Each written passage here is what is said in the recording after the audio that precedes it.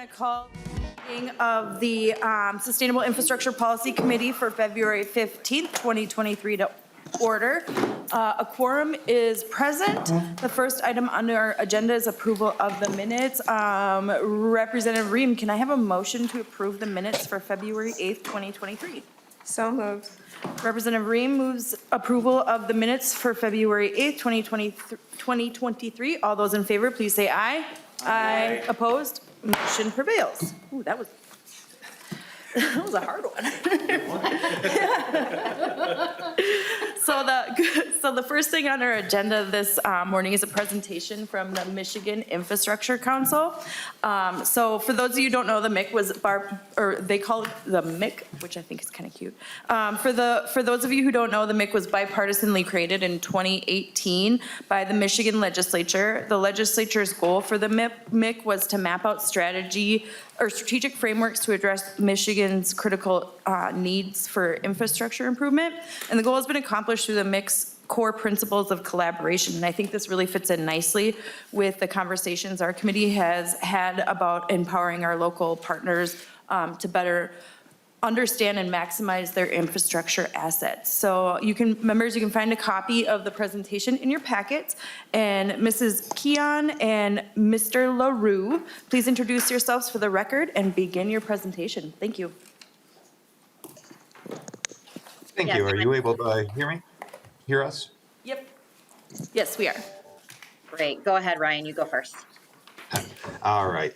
Well, it's a pleasure to be here this morning. My name is Ryan LaRue. I'm the Executive Director of the Michigan Infrastructure Council and a former member myself. And with me, I have Erin Kuhn, who I'll let her introduce herself.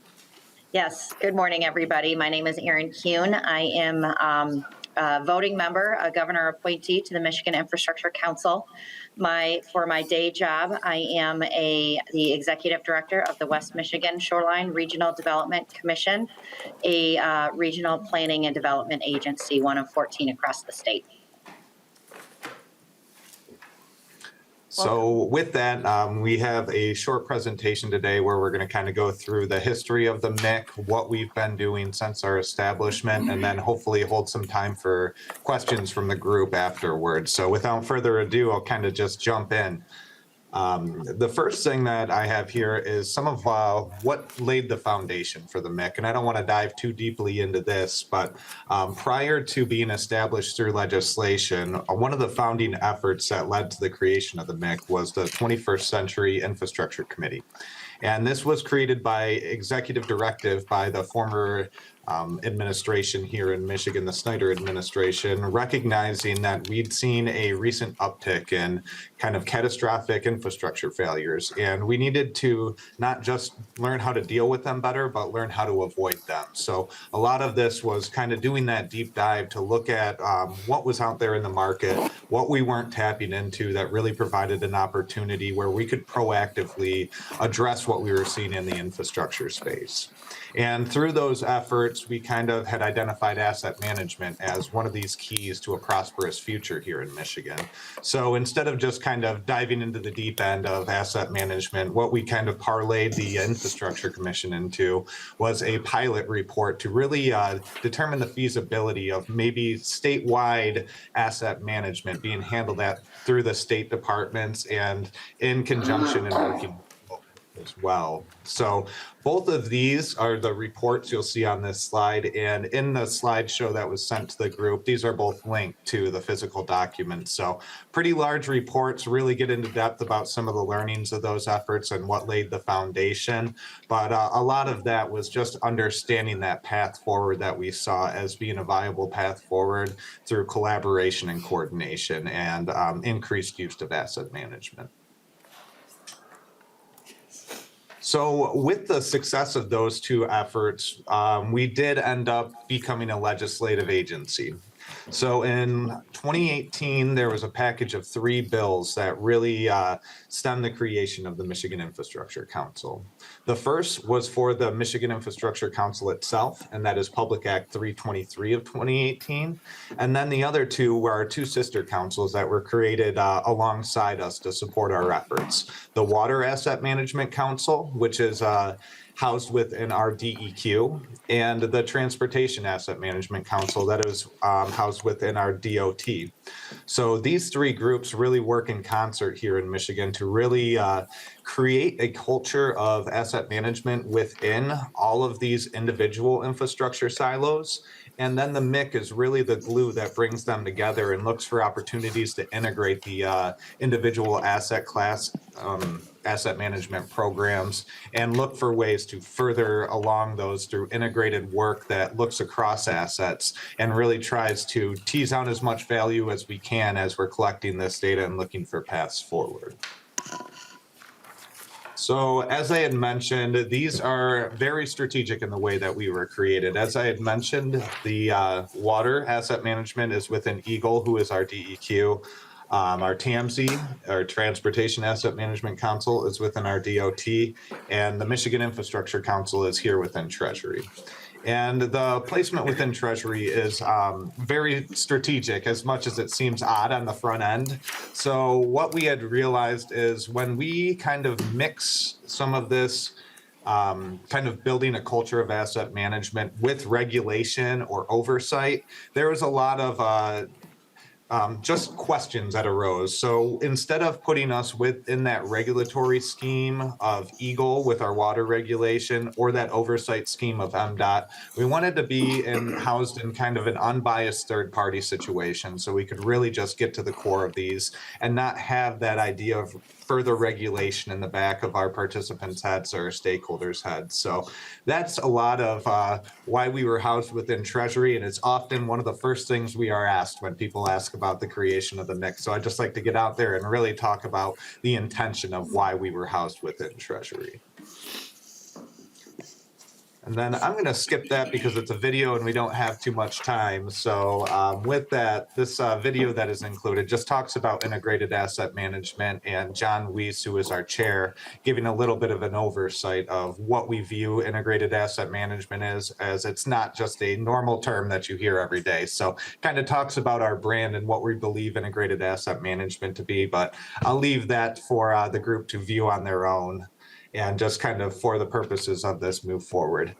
And with this, I think I'm going to hand it over to Aaron, who was a key contributor on some of the pilot programs. And this really starts to talk about the landscape in Michigan and kind of sets the tone for where we're heading. So Aaron, please. Sure, absolutely. Thanks, Ryan. Yeah, so here you can see in Michigan across all of our assets, and this was determined through the before the pilot program.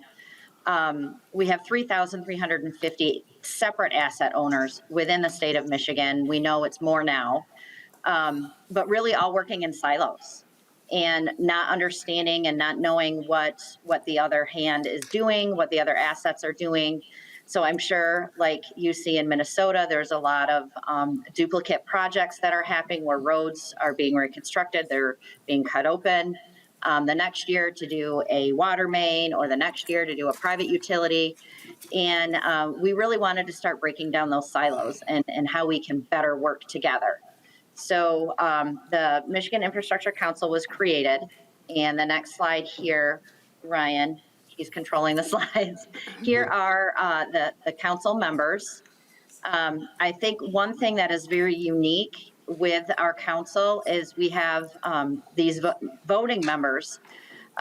We all represent different sectors of infrastructure. So we have private utilities represented, we have small utilities represented, we have public utilities, roads, water, and we bring with us a lot of history coming to the council. But on the next slide, you'll see we have several non-voting members, the department heads from each of these different departments within the state, which really helps us to integrate with the state, helps us to understand what the state is dealing with.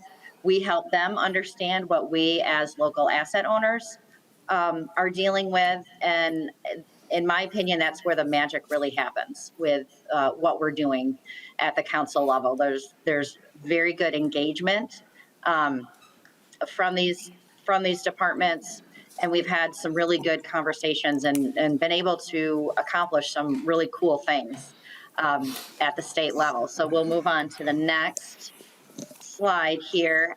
Here is our mission.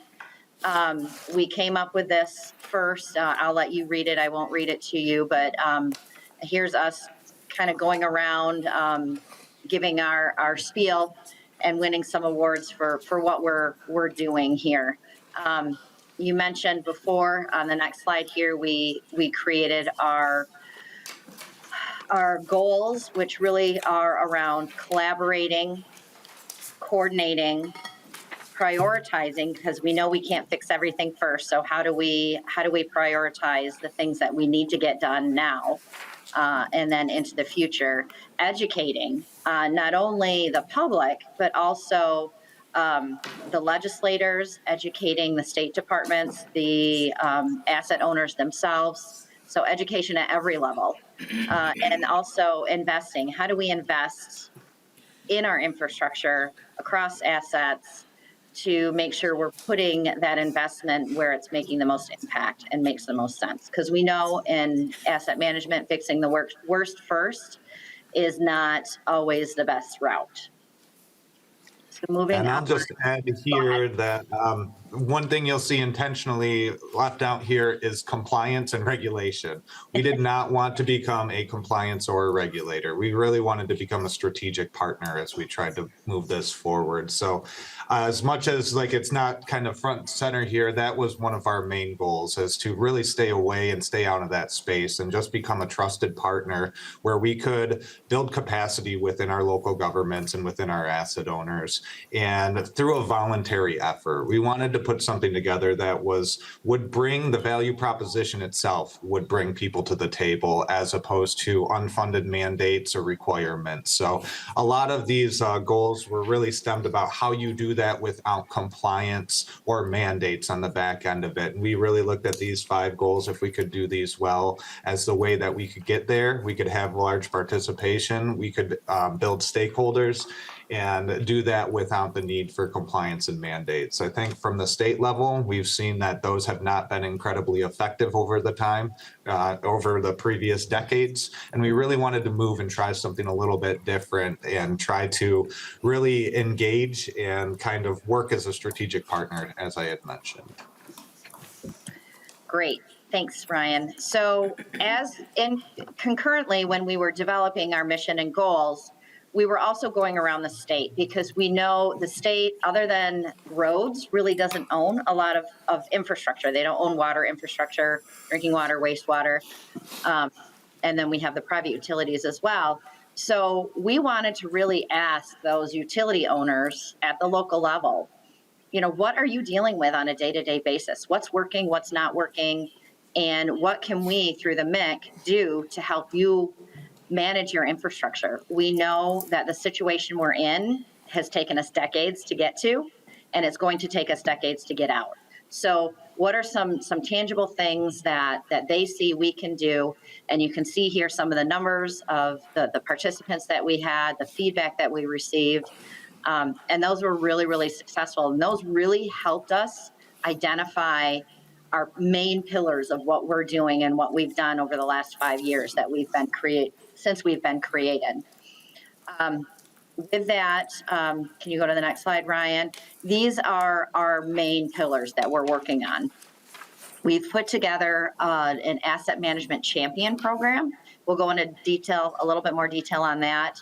A Dig Once project portal. So one of the main things we heard from the participants of those workshops was, I don't know who to contact at the private utility to let them know about our projects and find out what their projects are to see if we can collaborate. And that's really what at a very basic level, the project portal is almost like a dating app. So you have a project and it's in a GIS mapping format. You have two projects that are in a similar area, maybe the same year, maybe a couple years apart. Each of those asset owners gets a ding that tells them there's another potential project within your area. Here's contact information on how you can collaborate. And we know the further lead time we have to those construction dates, the more likely and the easier it is to collaborate on those projects and maybe align funding sources and have all of that happen. So that's something we really wanted to have happen, but that's a very basic idea of what we were looking at there. And then a self-assessment, asset management self-assessment readiness scale to help communities and asset owners identify where they are on their journey in asset management and how to advance and move forward with that. And then one of our legislative requirements is to create a 30-year integrated infrastructure strategy, which we're in the process of doing. Asset Management Champions Program, you can see here, really, that was really a hunger of our asset owners on how do we don't even know where to start with asset management. And what we really want to do is build awareness of what asset management is, develop that knowledge of how they move about their asset management journey, and tie that with our asset management readiness scale. And you can see on the right-hand side the puzzle pieces, and that's really what the program is built around, is people in leadership, data and information, planning and decision making, policy and governance, and then communication, external and internal communication policies there. But we also wanted to establish a community of champions and have that community have peers that they can reach out to as they're going through their journey. How did you handle this? Or, you know, we were dealing with that issue last year.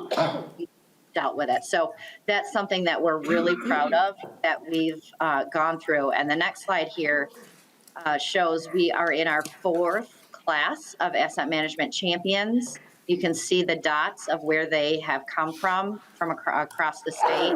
With this current class, once this class graduates in early April, we will have, Ryan, correct me, 300 champions, right around 300 champions. And we have established a networking opportunity for them. We bring them together regularly. They can contact each other. And that's something that has really helped us build that culture. And they're all speaking the same language. They understand what they're talking about, and that it's been super, super successful. You want to add anything, Ryan? Yeah, I'll just add, as we've kind of gone through this, we like to continuously check in with our 300 graduates. And some of the things that we hear is it's really nice to know I'm not in this alone. I think that a lot of people, like as we talked about siloed, there's a siloed feeling that comes with that just kind of feels like you're on an island. And I feel like a lot of what we're hearing from this is just creating that peer group and just creating that culture and just creating a space where you can get information, you can engage with your peers that are dealing with similar situations or have similar regulations. And it just seems like as we're seeing a lot of new turnover and new people entering into the public workspace, having that culture and that community is becoming a very effective tool for them being successful in their job. And it's just something we take great pride in providing to some of our stakeholders. And it's really great to watch after every single class, just how much this translates into being beneficial in their day-to-day. Yes. Next is our asset management readiness scale, and this is tied very closely to the Champions program and what they learned in the Champions program. And this is a tool that is meant to be done very quickly over a lunch hour with a group of people around the table. We ask that they have, from that asset, whether it's a local unit of government, have an elected official, the city manager, finance manager, DPW director, boots on the ground folks coming together, answering these questions, identifying where they are in each one of those puzzle piece areas. And then what happens is they're able to put in notes. They're able to put in where they want to be in years 1, 3, and 5. So they have goals to make, and they understand based on the different levels, levels 1 through 5, what they need to do to get to that next level. And at the end, it spits out spider charts where they can see where their strengths and their weaknesses are. At the state level and at the MIC level, those responses help us know where we need to put additional resources to help with some areas that we might be weak in. And so that, again, this is something that has been a useful tool. It can be transferred to any asset. So it's not specific to water, drinking water, wastewater, roads. It can be used for buildings. It can be used for parks. It can be used for trees. You name the asset, it can be used for. And so that's something that we're really excited about. And again, we wanted something that wasn't going to be a burden on the communities, one more thing that they had to do. It's something that could be done very quickly. And these are some of the results that we've had. There was a funding opportunity that came out of our state Eagle department, and they used communities that had completed this self-assessment as a tiebreaker to receive funding. So if they had two communities that were tied, one community did the self-assessment, one didn't, that funding went to the one who did. And that helped us collect a lot of these, but also gave some incentives to communities to do that. Yeah, and I'll just add that this benchmarking, as we were talking about internally, I think that this helps people chart their own path at their own pace. But when it's submitted back to the MIC, we use it for benchmarking and really try to understand where people want to be. Because one of our main goals as we set up our strategic priorities is meeting people where they're at. So this is a great tool for us to understand where people are at and what they're trying to achieve in the next coming years and align a lot of our efforts with that. So on the right, you'll see some of that benchmarking that we had done last year. And this is in the external communication. So what we can do is go back to that AMRS and map out those milestones that exist between these two indicators here and really start to set up those programs and deliver those programs to help people achieve where they want to be in 3 years and effectively partner with them. So as Aaron had said, it's a great tool internally, but as we look at the value of it externally, it really makes sure that we're delivering on the needs and expectations of our stakeholders as well. If you want, I can take this one, Aaron. So as we had mentioned earlier, one of the things is always going back and looking for continuous improvement through our projects and through any of the programs that we put out. So through our AM champions, through the first 4 courses, we've really been looking at metrics to understand what we're doing well and how we can do things better. And just as we benchmark ourselves against kind of the industry, we are right up there with education and training as far as what we're seeing as our net promoter score, which on a very high level is how likely are you to recommend this course to a friend or colleague? And I think another very interesting statistic that we're capturing is about 33% of our last class came from a referral from a previous graduate. So I think that we take that as meaning that not only was there great value to the participant, but they see an opportunity for their peers to really excel and gain some great knowledge through this. So we're not only just helping individuals, but we're helping them build a team internally by using referrals to make sure that like others within their organization have access to this information as well too. So I think that that's one of those statistics we look at as a real telling metric about how this program is being received and the value that we're seeing our participants leverage this in the future to build their team and kind of build that community for us without little outreach. So we're kind of seeing this into be a self-sustaining program based on our participants as opposed to one that we have to significantly market over and over.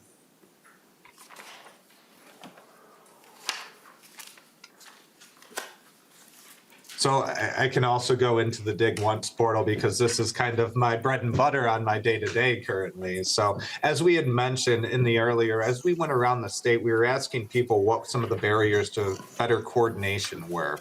And some of them, they didn't even have the beginnings of an asset management program where they knew what that was in the ground, what their assets were, where they were located. But then there were others that had already kind of gone on this journey and were wondering how they could communicate this out effectively to facilitate greater coordination and collaboration. So what we had really identified as an opportunity here was to standardize the approach to collaboration here within the state.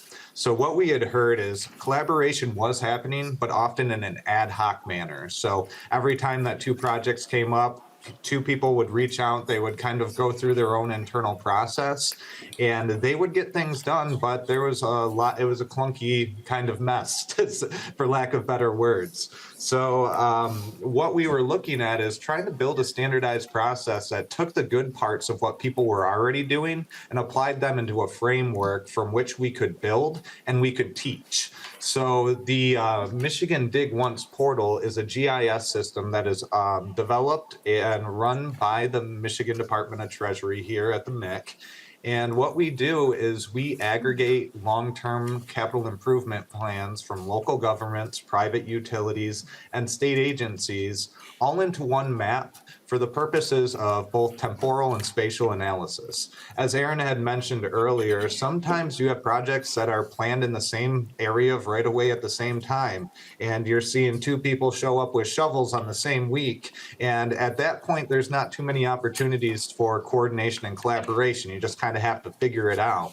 So one of our goals was to identify those instances years in advance and look for opportunities where maybe we could share traffic control, maybe excavation costs could be shared amongst those, and getting to that coordination where we could kind of look at better leveraging the workforce, maybe better leveraging some of the economies of scale that can come when you expand out projects to kind of include multiple opportunities, and really just give an opportunity and a standardized way in which different utilities operating in silos across the state could effectively and securely share data that was necessary for the collaboration process.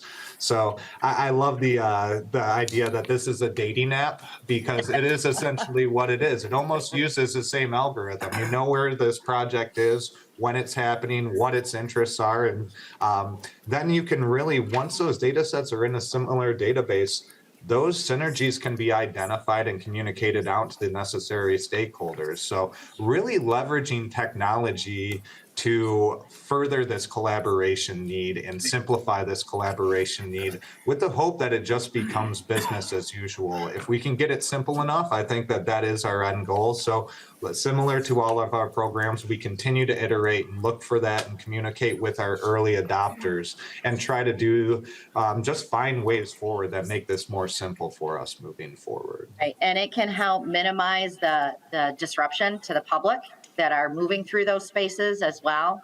And it can help us in the long run to track cost savings on collaboration, because we know you can receive significant cost savings when you do coordinate across assets. But this will help us put a true number and be able to track that well into the future as well.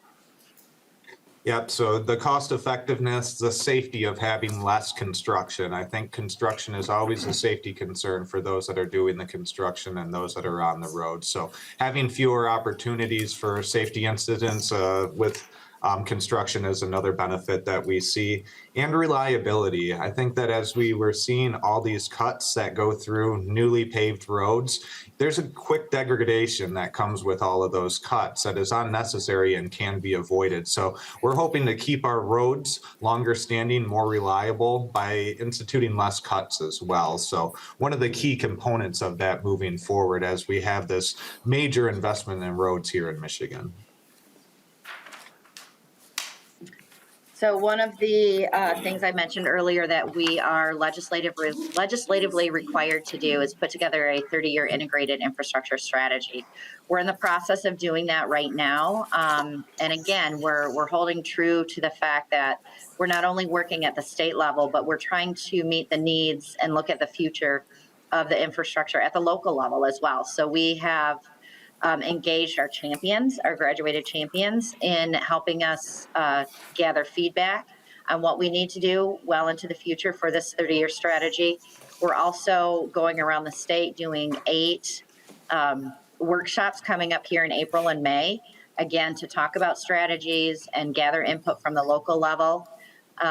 but looking at all, how do we, again, it's integrated asset management, it's integrated infrastructure. How do we look at all of these assets across those silos? Again, trying to break down those silos to make sure we're making the most impact, and we're all working in the same direction, and understand where we want to go and how we do that.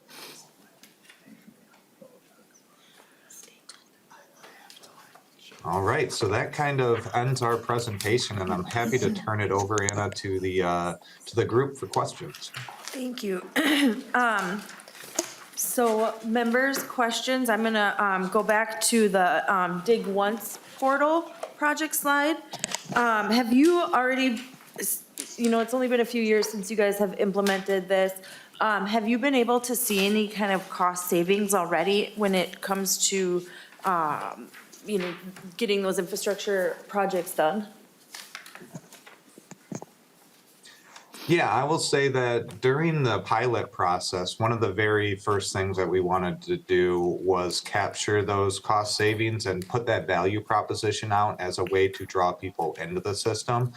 So I believe that we have preliminary numbers that say 10 to 30% is typically what you are able to save in an infrastructure project based on the complexity and things along those lines. So I think that that value proposition that we're currently working out, we're trying to refine and kind of bring more data in to refine and stand up, is around 10 to 30% is what we're expecting to see in collaborative infrastructure delivery.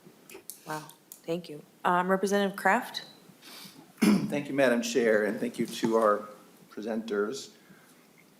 I have a few questions. One, there was a mention, and I think it was touched on at the beginning, but I didn't quite get it, but someone said there's a situation, in talking with I think the asset managers, the situation we're in has taken decades to get into and will take decades to get out of. Can you talk more about the situation that you're referring to?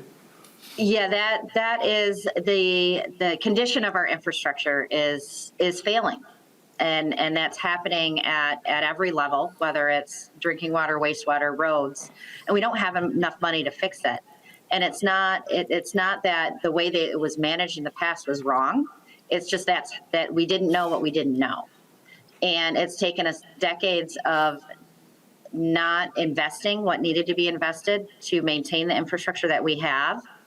And mismanagement, because again, we didn't know what we didn't know, and it's going to, that's not anything you can fix overnight. There's not enough money to fix it all overnight. So it's going to take baby steps, changing a culture, changing how we manage that infrastructure. And that infrastructure is in the ground, especially the drinking water and wastewater pipes. I mean, they last 100 years. When we did the pilot project, we were gathering data, and we had pipes that were, or data that was given to us on pipes that were from the late 1800s. So and some communities know where their assets are, some don't. So, and let alone the age, when they were, what their material is, the condition they're in. It's going to take a lot of time to get a good handle on that and then right the ship to make sure we have good, reliable infrastructure. Representative Kraft? Thank you, Madam Chair. You talk about how the Asset Management Champions Program, assets is kind of a global term, maybe a bit nondescript. Do you group people that come to the program by type of asset they're managing, or how do you, because you may have, if you're just talking assets, you may have people in a training that are managing vastly different types of infrastructure? Yeah, no, we do not class them or group them by class, because we want them to understand, again, we're talking integration, crossed assets. So we want to make sure somebody who's handling a water system understands what's going on in somebody that is specifically in roads, and then how can they work together. And they're taught the same language. So having them understand all of that, speaking the same language, working across and breaking down those silos. And that's something that's very important to us. So we make sure we have that cross collaboration Representative Kraft? and education. Thanks, Madam Chair. So I'm interested in your view of this, of what has happened that wouldn't or couldn't have happened otherwise. Ms. Kuhn? I don't think I understand the question. I'm sorry.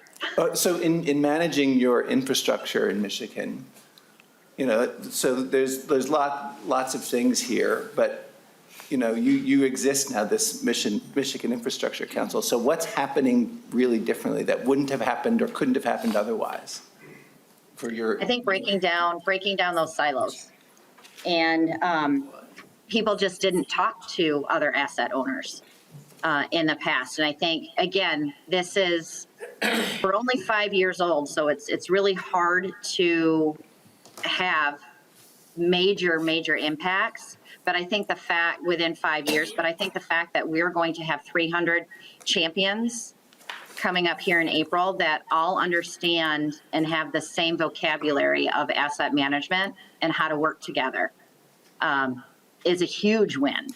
The fact that we have communities talking about asset management. They weren't talking about asset management prior to us. Maybe one or two, some of the more sophisticated communities, yes, they were. But the smaller communities in the more rural areas were not. And so I think that's a huge win that people are talking about asset management. COVID really also, it was hard to get out and about and make a huge impact. But I think, we pivoted very quickly with our Champions program and moved it all online. And again, that's been highly successful in having 300 champions. And I will add to that. Go ahead, Mr. LaRue. Yeah, I was just going to add, I think that one thing that we're seeing is asset management was something we often saw as a means to get a grant from the state or things along those lines. And now we're building that capacity within the organization. So it's becoming more of a day-to-day operations. And we're seeing the fruits of that labor as well, where instead of hiring a contractor, we're teaching this capacity and building this capacity within these local governments. So it's just more of business as usual, as opposed to a means to an end for state government grants or loans or something along those lines. And I think that will pay huge dividends in the future. Representative Kraft, one more. Yep. Thank you, Madam Chair. Last question. Actually, you kind of touched on it. I'm wondering if you're seeing improvement in the ability of these folks to get grants, maybe not just from the state level, but the federal level. Mr. LaRue? Yeah, I think that we are seeing more interest in grants, and that could just because there's more money. It's hard to really correlate cause and effect here with the amount of money that's coming in from the federal government right now. But we're also using this to make people more aware of grants. Like we bring a lot of that information to our AM champions as state agencies. So there's a lot of things that could be leading to that uptick, but we definitely are seeing an uptick in that area. And I think that in the future, we will start to see more of the needs that weren't represented previously in grants because people simply could not afford the resources to apply for those grants. So I think we're hoping to see a lot more holistic view of the needs within the state through this program as well. So grants aren't just, grants are mostly what people can afford to show the state that they need right now. But I think that we're trying to get it to a point where we know the need and we can issue grants to address that need and kind of flip that script.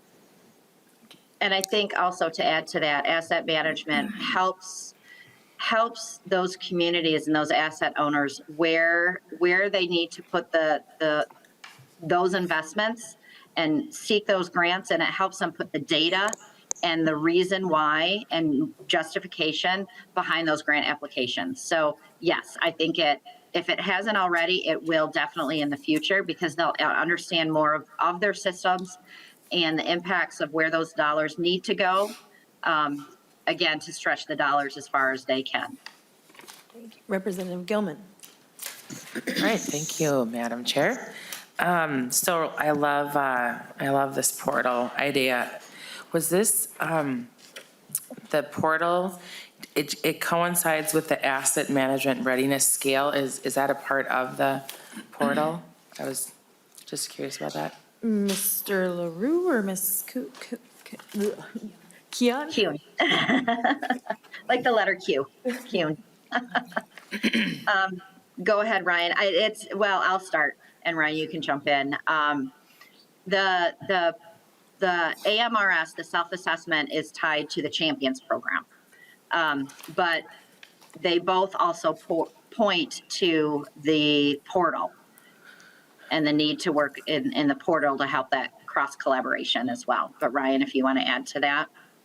Yeah, I'll say that the AMRS really focuses on the need for data, and the portal is the application of that data once you collect it. So I think that it's one of those, like we talk about 1 to 5.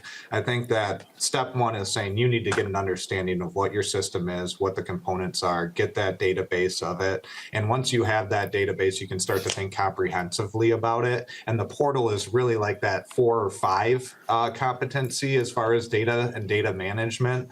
So it does build to that, but I think that it starts with the idea that you need to collect data, and then this starts to talk about the value proposition of collecting that data externally, not just internally for your own purposes. Representative Gilman? Thank you. Thank you, Madam Chair. So I always think good communicators can change the world. And so having a space where there's really good communication, where people can look, that have many different projects going on, I think is really great. To do that setup, do they have to just custom make that for you, or are other states using something on that same order? Mr. LaRue? Yeah, so in 2018, when we first started this endeavor, we were kind of out on our own island here. There wasn't too many options in this space. So over the last 4 years, we did go into an internal development phase, and we have developed our current portal internally with our Department of Technology Management and Budget here within the state. So they have a group of developers that have supported kind of putting together this framework and really kind of getting a beta version of what we were envisioning and just proving the concept that we could bring people in, that it could be used for collaboration, and that our stakeholders saw value. With that realization and the idea that we need to get this out to 3,300 people, we're constantly looking for iterations to improve this, improve the functionality, and make this better for the users. We went out there in kind of uncharted territory, but the only way that we can really understand that territory is to meet and communicate with our stakeholders. So through those communications, we've started to look at opportunities for commercial products that have become focused in this area over the last couple of years. So we are currently looking at opportunities to expand the functionality and the user interface, leveraging external partners, because this is not a Michigan problem. And as other people are recognizing this, the market is really coming to it and helping us support solutions in this area. And I think that we're open to adopting some of the functionality of those solutions, or looking at those solutions as furthering our journey to date. But definitely this is something that is picking up across the country now that we're seeing it. And I feel like we were on the bleeding edge, and now we're kind of more or less in this pool with a lot of the other states that see a ton of value in this, especially in a high inflation time where you're looking for anything that can kind of stretch those dollars or kind of bring those costs down 10 to 30%, because they're few and far between in this environment. Appreciate it. Thank you. Thank you so much. Representative Smith? Thank you, Madam Chair. First off, let me just say thank you to our presenters this morning. I was born a Michigander. I was born in Ann Arbor, so it's always good to hear from my birth state, even though I have forsaken it. And I'll say for a better state, but you can disagree. I want to talk about the asset management readiness scale, which I think is wonderful. And I specifically want to ask here about how this helps rural or just like not major counties. I'm looking at this map, and I'm encouraged that it's not Wayne County that is the dark blue. It's, I think, the county where Flint is. I think that's Marquette County up in the UP. Can you talk about how counties that don't have the resources of a Wayne County have been helped by this? Is that showing out in your data that places that wouldn't normally get this sort of guidance are using this resource heavily? Mr. LaRue? I'm going to actually give this one to Aaron. Sure, absolutely.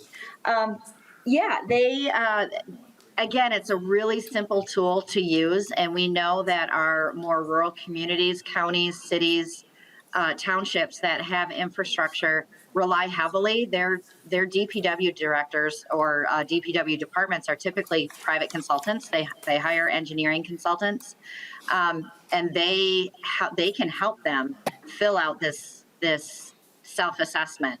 We have heard from our vendor community that this is a tool they've been looking for years to help their rural customers understand what asset management is and what steps need to be taken, again, to move them along this journey.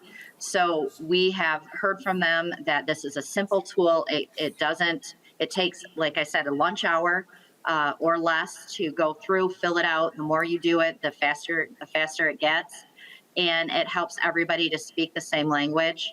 And yeah, we've heard from them, praises from them, that they really enjoy this as a tool, both the vendor community and those counties that don't have a lot of resources to go out and do training and pay for the training and understand what's going on.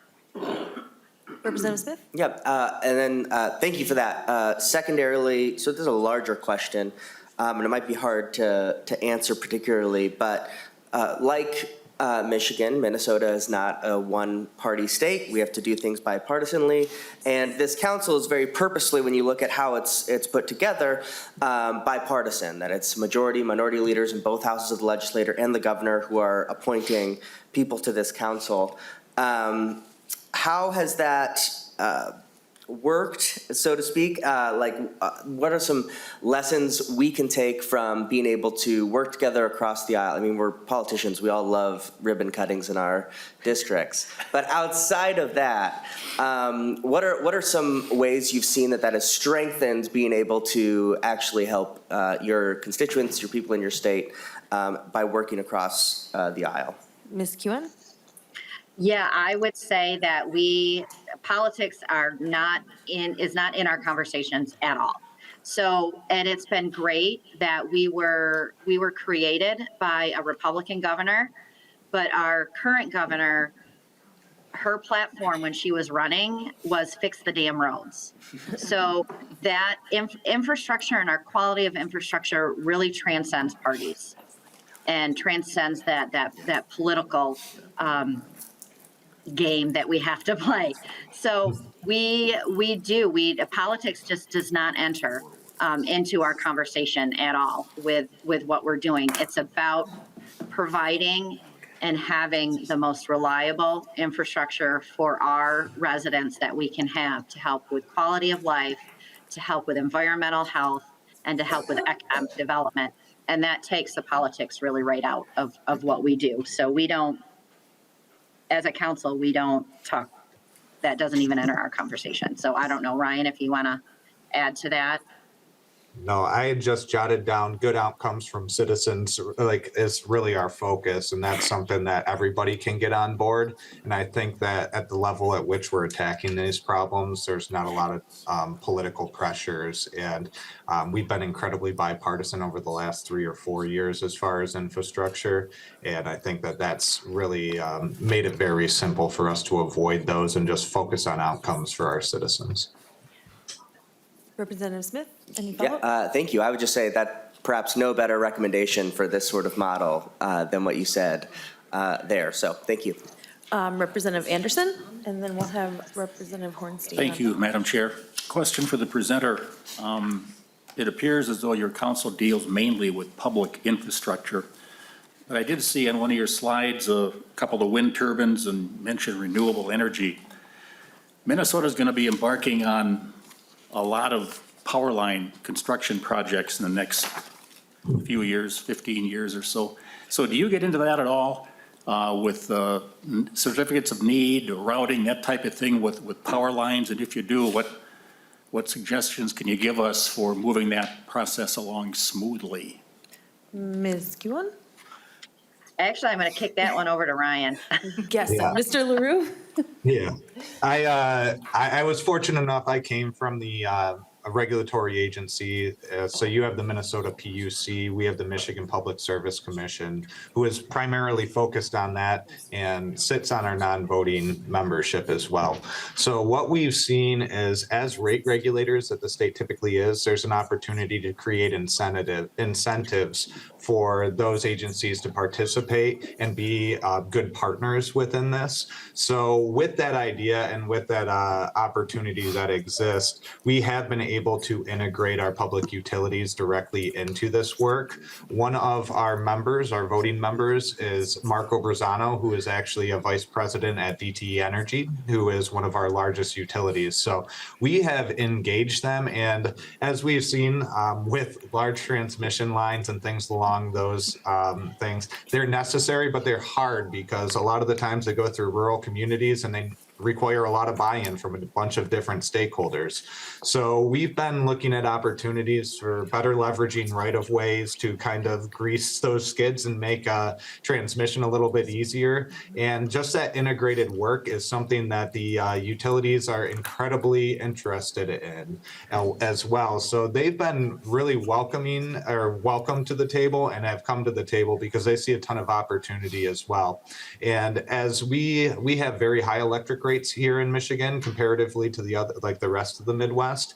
And once again, if they can save 20 to 30% when they're relocating their lines or locating their lines, I think that that's something that trickles down to the citizens of this state and can put some downward pressure on affordability. So they've been very interested in what we're talking about and the opportunities of integrating with road right-of-ways and pairing with broadband expansion to kind of revitalize their infrastructure at the same time that we're kind of bringing that new broadband into the right-of-way as well. So I think they're seeing a bunch of synergies, and over the last couple of years have seen some of the heartache that comes being co-located in right-of-ways with other public utilities as well, and have really come to the table ready to work with us in order to really promote affordability and be good partners here in the state.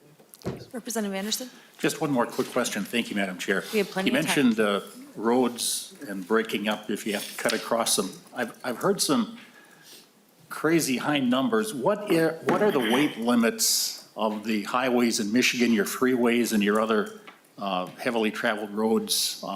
Any idea what your weight limits are? Mr. LaRue? So I can say what I've heard, but I cannot confirm. I do believe we have some of the highest gross weights in the entire country here in Michigan. And as we look at the future and like why our roads have potentially not lived out their potential useful life, I think that we're always looking at the cause and effect as well. So from my understanding, I can't say to a ton or anything along that about the gross weights, but from what I've heard anecdotally, I think that we have the highest weight allowance in the entire country potentially here in Michigan for our trucking industry. Representative Anderson? Representative Hornstein? Thank you, Madam Chair. And first, I want to just say to Representative Gilman, thank you. I loved your comment, good communicators can change the world. I wrote that down. To our friends in Michigan, thank you for spending so much time with us this morning. I have a question related to the slide beginning the conversation. And you talked about these summits going around the state. That looks really great. That's a wonderful way to hear about the different issues. But it looks like there were a lot of public agencies, private interest consultants. Were you able to get a number of just citizens, regular folks at these summits that you had? Mr. LaRue? I'm going to pass that over to Aaron.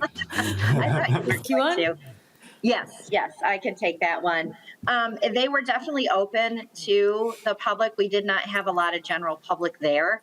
They were more specifically targeted to the local asset owners and the issues they were receiving. But we are a public body. The public is welcome to attend our meetings.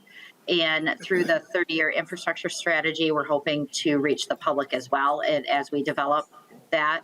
And Ryan can probably talk a little bit more about our strategies to reach the public. But really, when we were first created, what we wanted to do is get a good handle of the issues that some of our more rural asset owners were going through. We use this story a lot.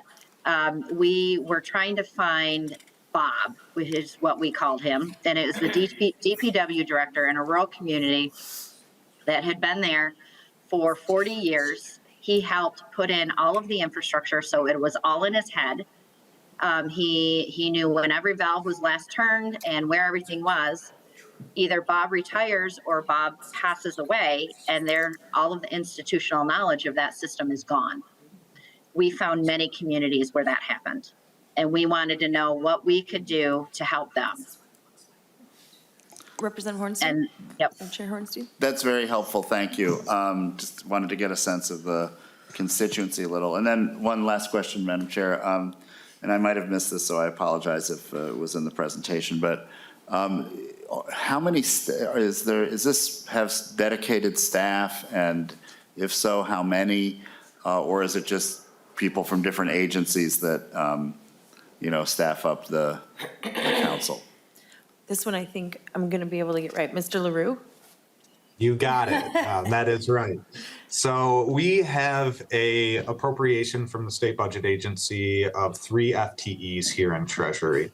But the way that the legislation was written allows us to pull on the technical expertise of EGLE, our DEQ, and MDOT as well. So we have dedicated resources, but we're able to pull from the agencies that have those subject matter experts to really further our causes as well. So it was very intentional that we're administratively housed within Treasury with 3 dedicated staff. But when it comes to how we operate, we try to make sure that we're pulling the brightest and best from those individual asset classes to make sure that we have the right people at the table as we start to talk about transportation or water and things along those lines. So it's really a joint effort across state government, lending technical expertise, but we do have 3 FTEs allocated here in Treasury. Chair Hornstein? Thank you, very helpful. One last question, Madam Chair. And what is the annual budget of the council? Mr. LaRue? It is $3.8 million is our annual appropriation at this time. It has gone up over the years. We started with a one-time appropriation to begin. And then as we started to build out the vision and some of the things that we wanted to do and scale those out, we have been able to expand our budget to hopefully achieve those in the future as well. Thank you very much, Madam Chair.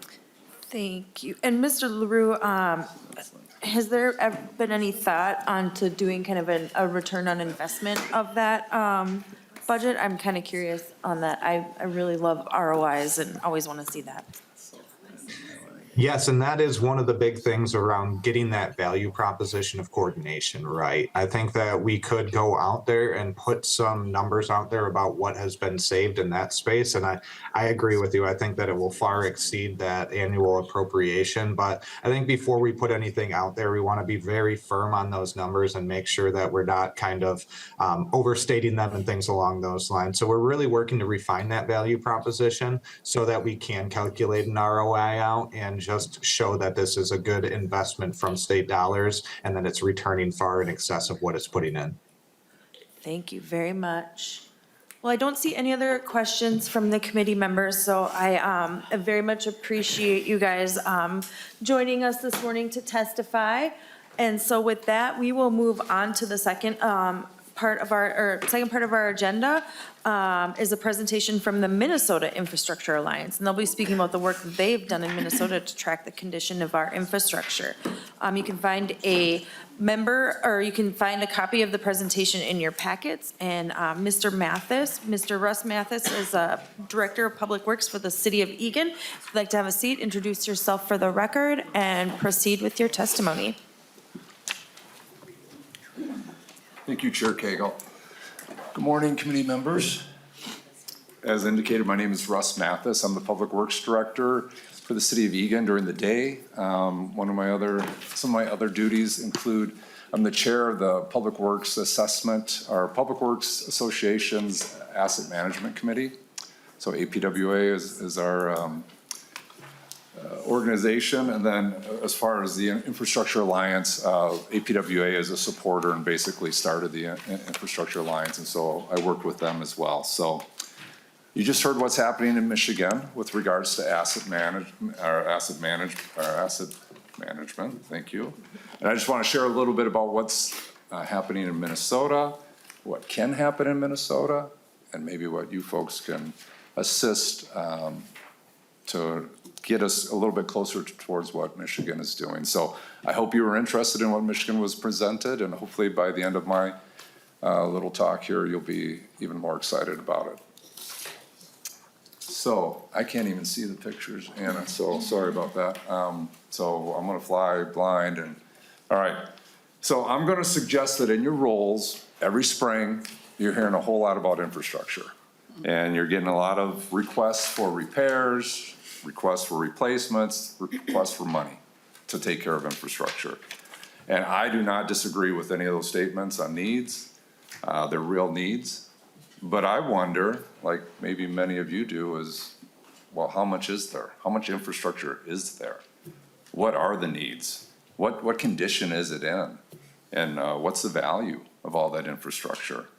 And I'll be honest with you, I'm an infrastructure manager, an owner in essence, as a public employee.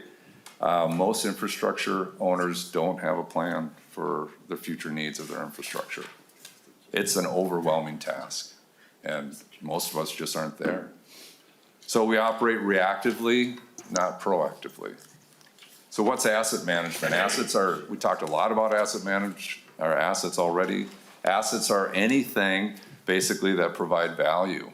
And so asset management is trying to maximize the value out of those assets. Hopefully we're on an intersection. There we go. So it's typical intersection in Twin Cities suburb. You could probably guess which suburb it is. I could ask you folks to shout out the assets that you see, but for the sake of time, I'm gonna help you out. So next slide.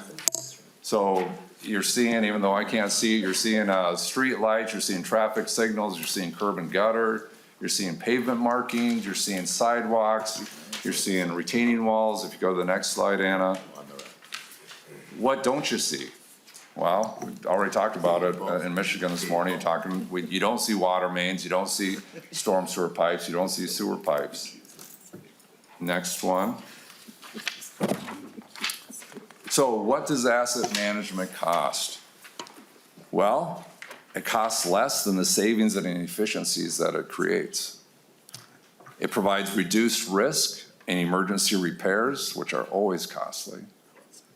It provides cost-effective strategic maintenance opportunities, and overall, it creates more efficient operations. The Dig One examples that the previous presenters indicated, if you recall some of those, they shared a lot of benefits and cost savings for asset management. So next one, yeah, there you go. All right. Asset management is not a specific software or tool. I used to think that's what it was. I used to think that I could buy this asset management software, and there's a lot of them out there, and that would take care of all my problems. But that's not the solution that we found. It's a culture, and it's a continuing practice within an organization. And so the next slide, I'm just going to start sharing with you some of the ways for us to get started here in Minnesota. All right. And then some of this was talked about by the Michigan folks, but educating your team from top to bottom on the value of asset management. Me being here this morning is part of that, educating you folks on the value of asset management.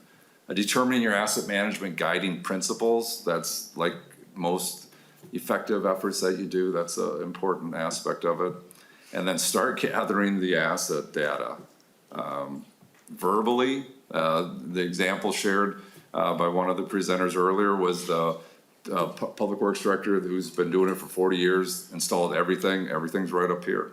Well, let's get this out of here so that other people know what's in the ground and what are valuable public infrastructure that we need to take care of and plan to take care of. Identifying when something will likely need to be replaced. There's standards out there for the water main pipe ages, for storm sewer, RCP, reinforced concrete pipe ages and things like that. And then keep an eye on its condition so you can track changes. Create a plan, write it down, and then train staff to implement that plan. Organize the data in a user-friendly format. Up here, it's not a user-friendly format, okay? Maybe for that person, but not for everybody else. Plan for future repairs and improvements and estimate the associated costs for long-term financial planning. Gotta do that. Okay. Next one.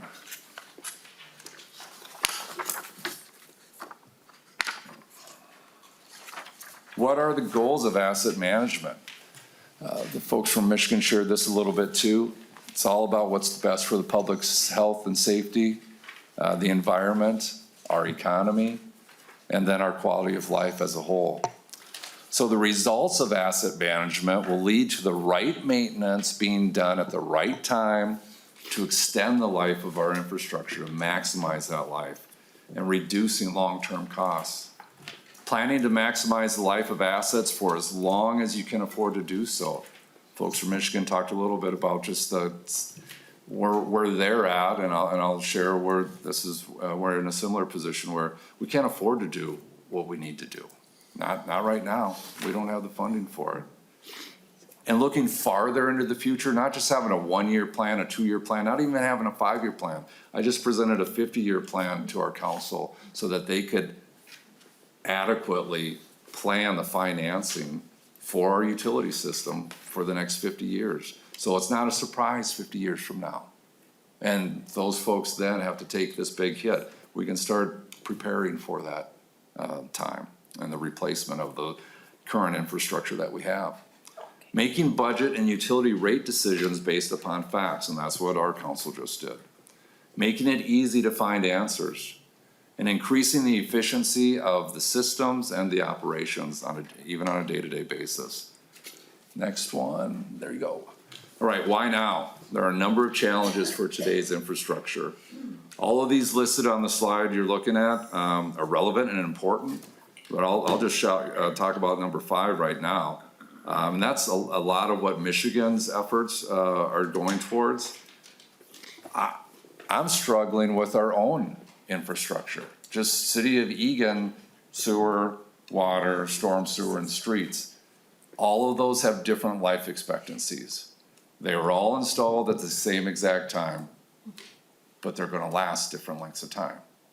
So for us to tear open the street to replace the storm sewer that's maybe gonna not last as long as the water and the sanitary and not do anything about the water and sanitary at the same time isn't cost effective. Changing how we take care of our streets. Right now, our streets have a 50 to 60 year life expectancy with proper maintenance. Okay, maybe I need to change that because the pipes, I'm looking at a 75 to 100 year life.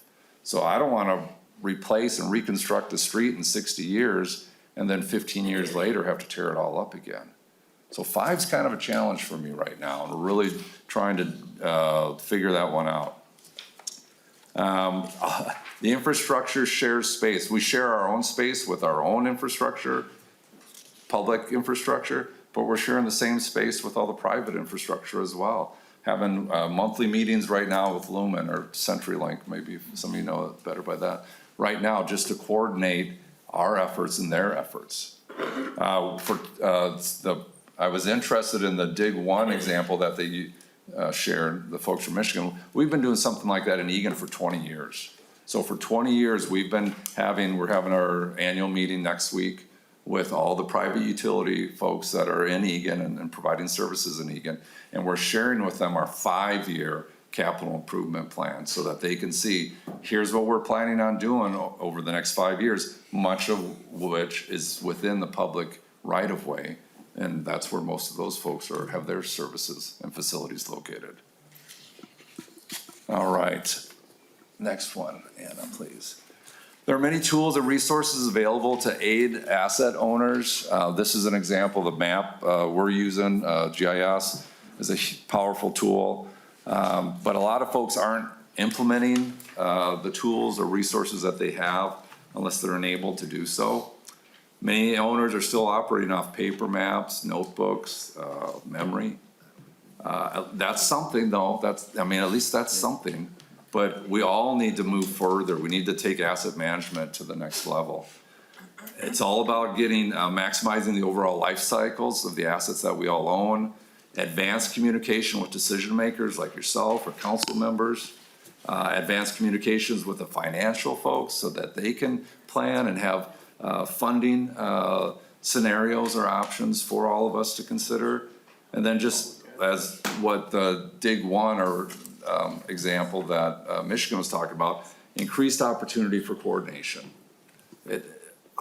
I can't just be focused on saving City of Eagan money because it's my customers are also the Lumen customers or the Comcast customers. You know, it's all the same folks. It's taking money from the same people. So we need to work together. All right, next one. There are several resources I think I have listed there that are available to asset owners in Minnesota. Local Road Research Board, I think, is one of the examples on there.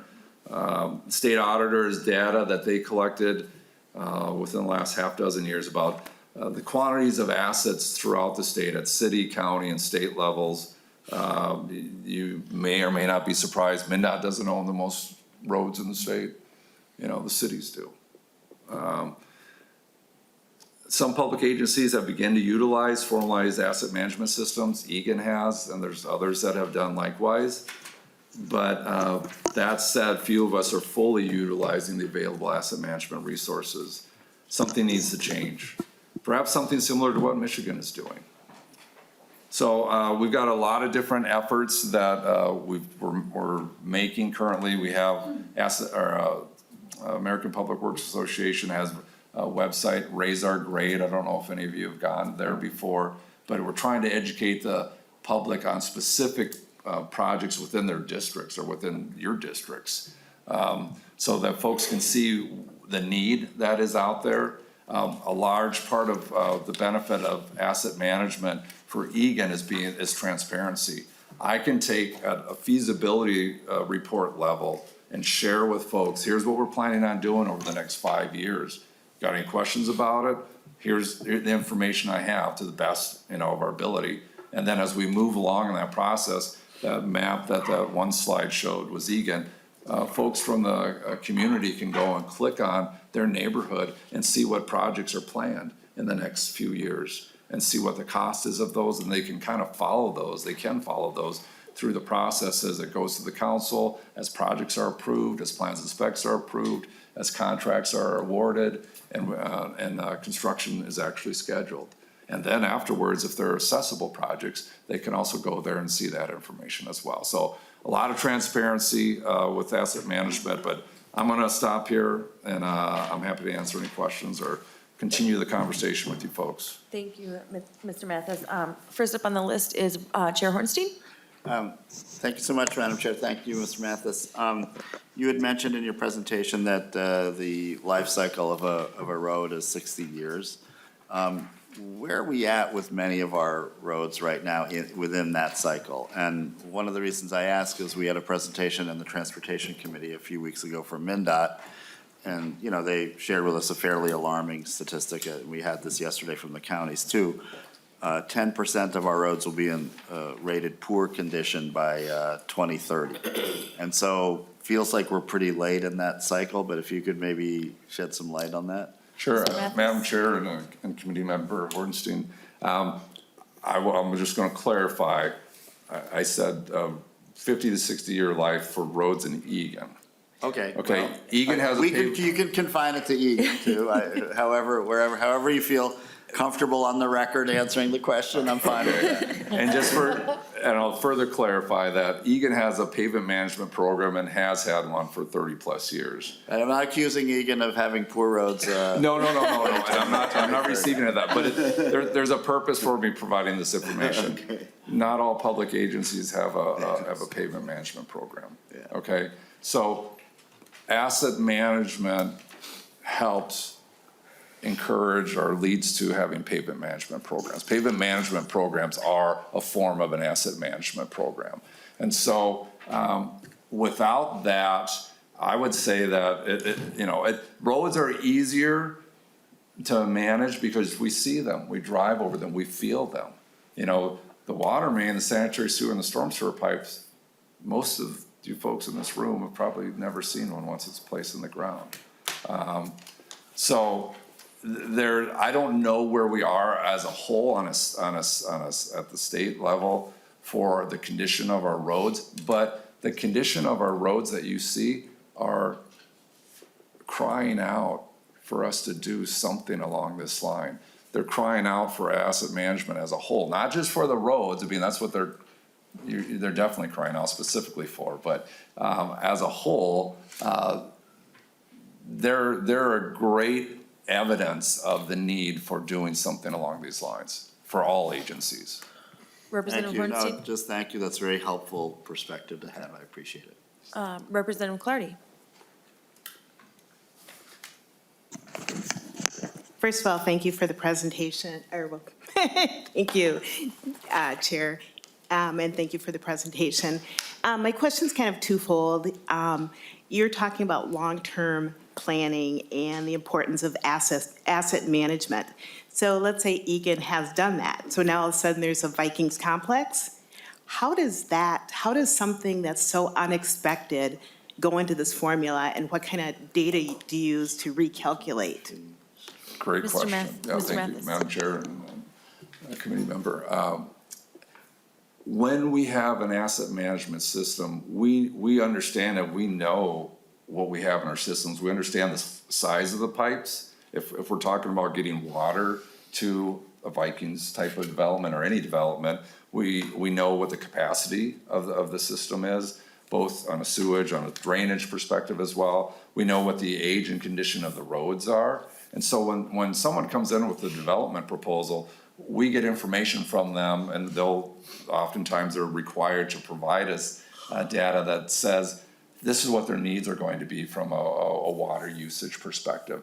This is what their drainage or their runoff calculations are gonna be, and what the storm sewer system's gonna have to provide the capacity for in order to address their development.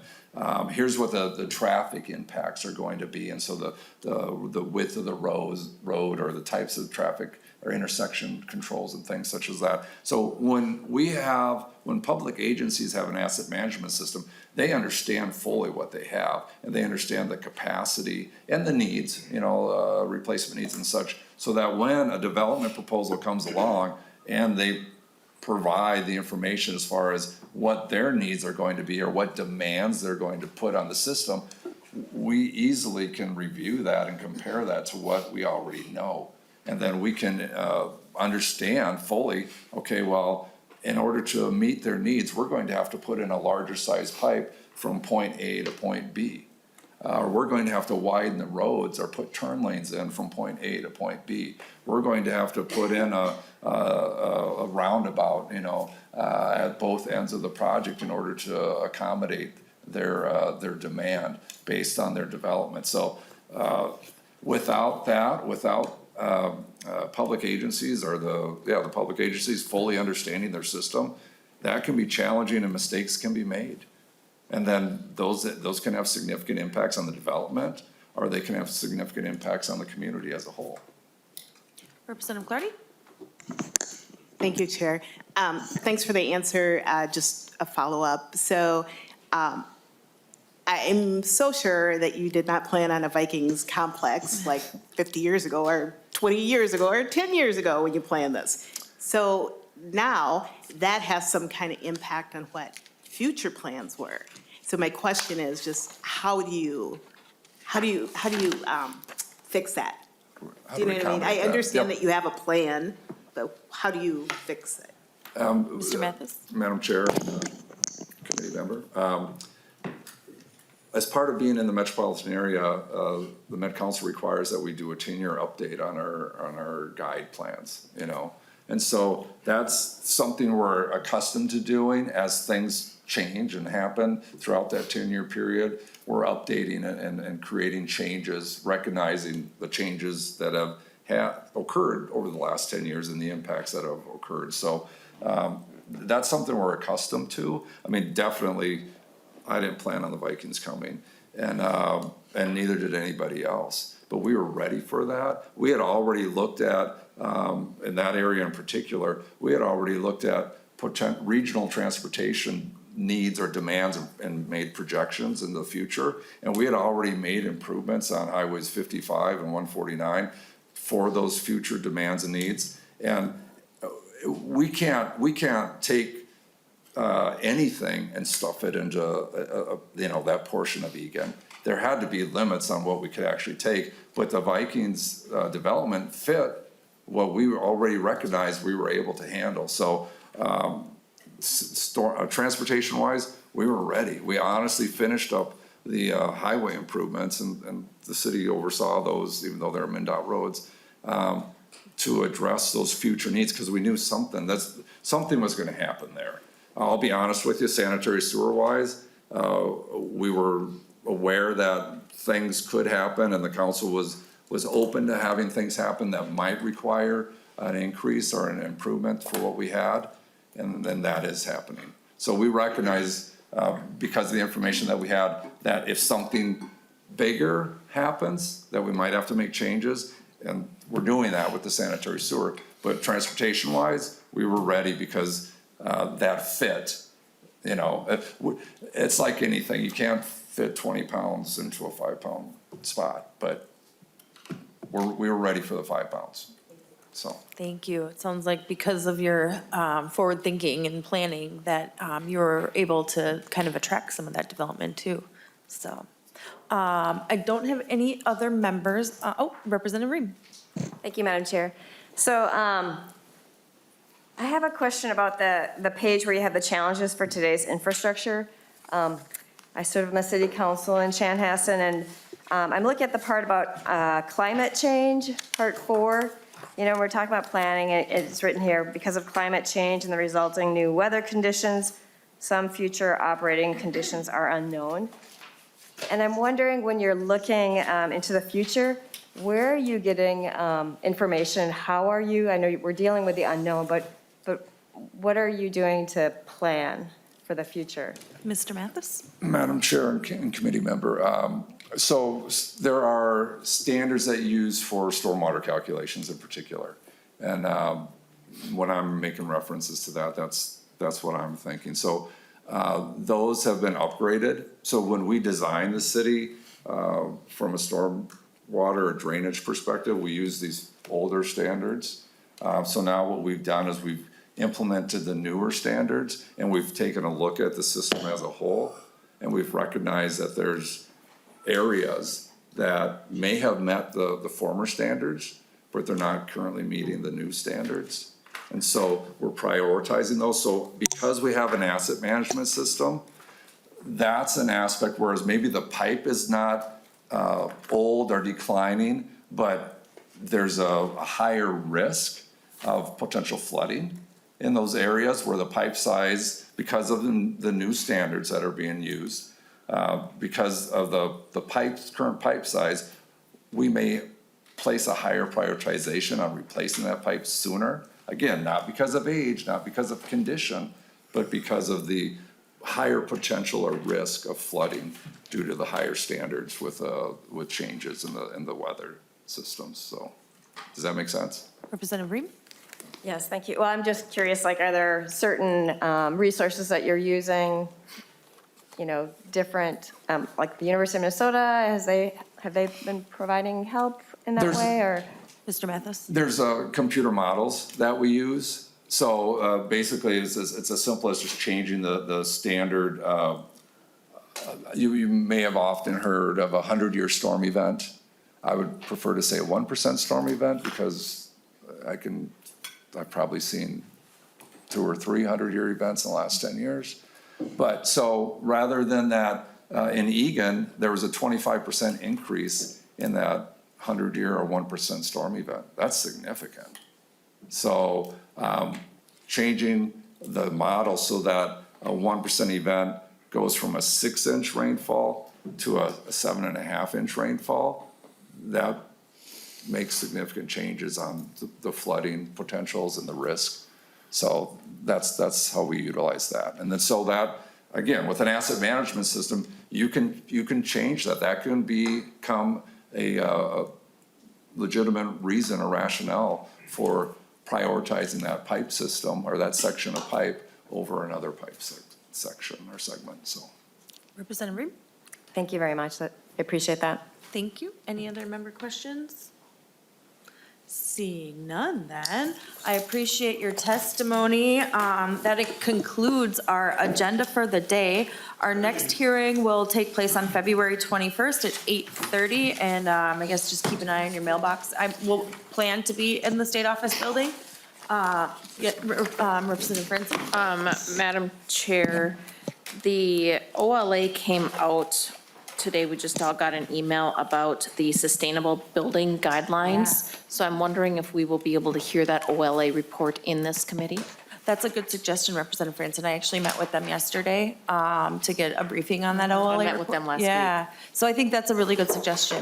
We'll see if we can figure something out and fit it in. I know I want to look at their recommendations and make sure that we are addressing those recommendations. Thank you. Thank you. All right, members, with that, our meeting is adjourned.